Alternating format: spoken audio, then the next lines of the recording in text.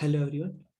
So today we are going to discuss about chapter number 5 of Mitsubishi PLC training. So इस chapter number 5 में हम maintenance के बारे में देखेंगे। तो मेंटेनेंस में हमारे यहाँ पे 4 सेक्शंस आएंगे। ये 4 सेक्शन इस प्रकार है। 4.1 सेक्शन है चेकिंग फॉर एनी एबनॉर्मलिटी। जो भी नॉर्मलिटी है इसकी उनको चेक करना। मेंटेनेंस में यही होता है कि भाई कोई एरर आ गई, उसको फाइंड करो, चेक करो, इम्प्लीमेंट करो, अपडेट करो, ठीक है, उसको ठीक करो, उसको पहचानो, ठीक है। फिर इन्वेस्टिगेटिंग द एरर क्योज 5.3 में आता है maintenance at overseas location. Overseas location का मतलब ये है कि आप अगर ये प्रोग्राम बाहर भेज रहे हैं, ठीक है, फॉरेन कंट्री में भेज रहे हैं, तो वहाँ पे कोई अलग लैंग्वेज होगी, तो उस लैंग्वेज में आपके जो प्रोग्राम को कमेंट्स दिए गए हैं, जो आपको प्रोग्राम इंस्ट्रक्शंस है, उनको आपने आइडेंटिफाई किया है जिस नेम से, तो उसकी लैंग्वेज चेंज करना, ठीक है। एंड 4.4 सॉरी 5.4 है हमारा कोर्स समरी। तो अब हम आते हैं 5.1 में checking for any abnormality.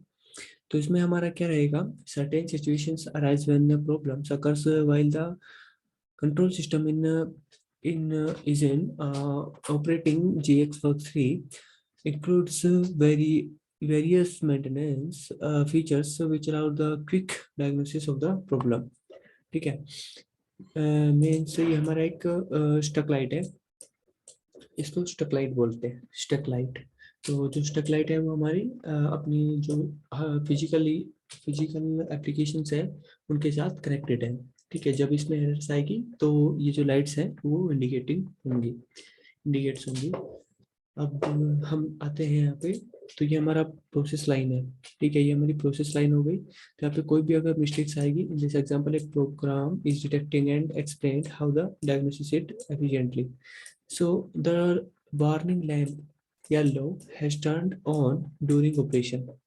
Okay, जब कोई भी ऑपरेशन चल रहा है यहाँ पे, तो एक वार्निंग जो लैंप है, जो स्टक लाइट में यहाँ पे 3 लैंप है, रेड, येलो एंड ग्रीन। तो यहाँ पे हमने लिया है येलो, ठीक है, जब हमारा ऑपरेशन प्रोसेस लाइन कंटिन्यू है, ठीक है। तो जैसे ही कंटिन्यू है एंड ये हमारा हो गया प्रोसेस लाइन का, एंड ये हमारा हो गया प्रीलिम्स में diagnosis can be performed by the looking at the CPU modules, LED lamps, flashing battery LED indication and the error related to the battery, ठीक है। तो ये होता है हमारे, अगर आपके जो सीपीयू में बैटरी लगी होती है, ठीक है, पीएलसी के जो सीपीयू होता है, पीएलसी में हर पीएलसी में बैटरी लगी होती है कि उसको इंटरनली पावर देने के लिए, ठीक है, एक छोटी सी बैटरी लगे लगाई जाती है। तो वो उसको तो क्या कैप्चर नहीं होने देती, ठीक है। अगर उसमें कोई लाइट पावर ऑफ हो गई तो उसकी जो इंटरनल्स है, इंटरनल जो सिस्टम्स काम कर रहे हैं, तो उनको डिस्ट्रैक्ट नहीं होने देती, ठीक है, उनको चलाए रखती है। उनमें स्टोरेज, जैसे प्रोग्राम को हम डाउनलोड करते हैं तो उसमें स्टोर रहता है मेमोरी में, ठीक है। तो वो कुछ ना कुछ पावर उसमें कंज्यूम होती रहती है, ठीक है। वो power without without power supply के वो बैटरी से मिलती है, ठीक है। एंड अब जैसे कि ये हमारी बैटरी इंडिकेशन में प्रॉब्लम आई, बैटरी मान लीजिए ड्रेन हो गई या फिर उसमें पावर नहीं है, बैटरी खराब हो गई, तो ये इंडिकेशन आ जाएगा, ठीक है, सीपीयू में। एंड इसी प्रकार से काफ़ी सारी एरर्स है यहाँ पे। अगर किसी भी एरर्स में कोई भी फॉल्ट आएगा, पीएलसी में कोई भी फॉल्ट आएगा, तो वो इंडिकेट करने लग जाएगा, ठीक है। ये होता है चेकिंग फॉर द एबनॉर्मलिटी। अब आते हैं इन्वेस्टिगेटिंग द एरर क्योज। इसमें क्या होता है हमारे, first the computer is connected to the CPU module. CPU module के साथ अपन कनेक्ट करेंगे अपना पीसी, जो भी पीसी हो, लैपटॉप हो। तो हमने यहाँ पे यूएसबी केबल का यूज किया, यूएसबी केबल से अपने लैपटॉप को जोड़ा और ये सीपीयू मॉड्यूल है इसको जोड़ा, ठीक है। अब हम मित्सुबिशी का जो सॉफ्टवेयर है वो हम ऑन करेंगे, ओपन करेंगे, ओपन करने के बाद ये विंडो आ जाएगी, फिर हम यस करेंगे। यस करने के बाद जो एम ग्लोबल में जाएंगे तो उसमें हमारा मॉनिटर कम्युनिकेशन कराएगा, ठीक है, ज्वाइंट करने का। जो मॉड्यूल है, सीपी मॉड्यूल है, इनपुट मॉड्यूल है, आउटपुट मॉड्यूल है, उनको ज्वाइंट करने का ये पॉपअप विंडो रहेगी। उस पर क्लिक करने के बाद यहाँ पे आ जाएगा error information can be seen, ठीक है। जो भी एरर आएगी, आपके मॉड्यूल पे क्लिक करोगे, देन नेक्स्ट जाओगे तो जो भी एरर होगी, अगर आपकी बैटरी की एरर है, अब प्रोग्राम की एरर है, कम्युनिकेशन की एरर है, तो all errors it will be indicated here, okay. जो जितने भी प्रॉब्लम्स होंगी, जितने भी फॉल्ट आएंगे, तो वो यहाँ पे दर्शा दी जाएंगे, ठीक है। And currently occurring errors, historical errors can be stored, ठीक है। इवेंट हिस्ट्री में जाके आप देख सकते हो कि भाई कौन सा फॉल्ट कब आया, ठीक है, कौन सा फॉल्ट ऑटोमेटिकली सोल्व हो गया, ठीक है, किसको कब किया सोल्व, तो ये चीजें आप यहाँ से देख सकते हैं। अब आते हैं हम मेंटेनेंस एट ओवरसीज लोकेशन।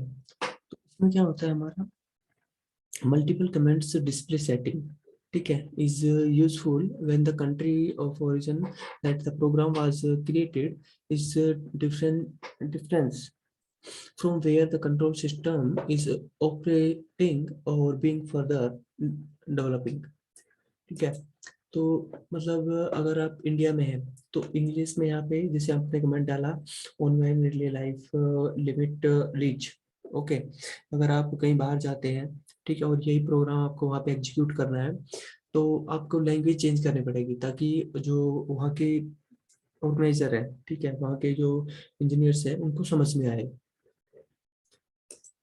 उनको जो कमेंट्स किया आपने वो उनको उनकी लैंग्वेज में समझ में आए, ठीक है। तो जो भी आपने लैंग्वेज यहाँ पे चूज की है, जो भी आप लैंग्वेज यहाँ पे डालोगे, तो उसमें आपको क्लिक कर देना है, ठीक है। जैसे जापानीज है, जापानीज पे क्लिक करके ओके, तो ये जितने भी कमेंट्स है वो उनकी जो स्पेलिंग है, उनकी जो सेंटेंस है, वो पूरा जापानीज लैंग्वेज में कन्वर्ट हो जाएगा, ठीक है। अगर भाई चाइनीज में करना है, जो भी आपने लैंग्वेज डाली है उसमें करना है, तो क्लिक करके सिर्फ ओके, ठीक है, वो कन्वर्ट हो जाएगा उस सेंटेंस में।